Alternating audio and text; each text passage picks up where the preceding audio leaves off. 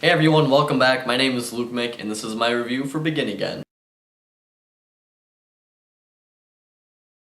So Begin Again is the story of a music producer and a singer-songwriter. The singer-songwriter's name is Greta, and she's played by Keira Knightley, and her problem in this movie is that she can't seem to find popularity, you could say, in her music. No one really takes it seriously, they don't really like it that much, they just kind of brush it off, and she is also going through a lot of other relationship problems and things like that, so she's not having a great time. Then we go over to Dan, played by Mark Ruffalo. He's, like I said, a music producer. He plays an instrument or two, and he basically just signs people onto his label. He's in the middle of losing his job, he's an alcoholic, he's kind of an emotional wreck, his family pretty much left him, and he just has a lot of problems as well. And these two people actually meet each other at a bar one night after Keira Knightley, or Greta, plays a song, and no one really listens to it except for Mark Ruffalo's character Dan, and they kind of form a relationship from that one night. And they decide to make an album together, and they're going to record that whole entire album in just random locations outside in New York City.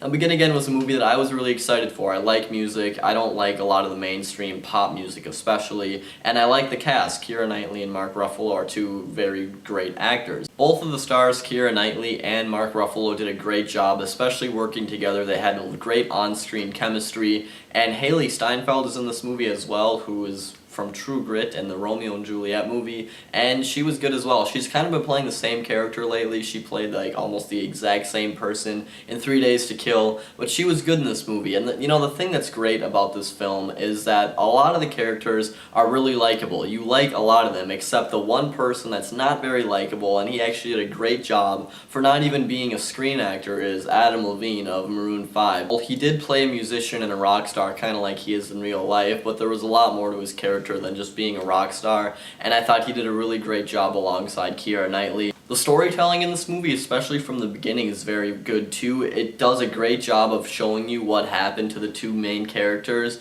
in the beginning of the movie, and it does a great job just sort of pairing them up together and showing how they sort of were able to connect and relate to each other. But something I didn't really like about this movie was how Mark Ruffalo's character was always complaining about mainstream music and how generic it was, but then when it came to him actually making music with Keira Knightley's character, every song they produced pretty much sounded the exact same, and it was just a boring, repetitive track with no texture, no consistency whatsoever. The music that they actually were producing in this movie was pretty plain and generic, kind of like the things that Mark Ruffalo was booing in the beginning. I mean, you have Keira Knightley's beautiful voice, which is definitely a step up from the stuff he's listening to in the beginning of the movie, and the lyrics are a bit better, but all the instrumentation is pretty much the same garbage that he hates in the beginning of the movie. But I do really like the songs where it's just Keira Knightley on her guitar with maybe a little bit of piano. Those songs are absolutely beautiful, and I would have rather them just made a bunch of music like that, because once they put the violin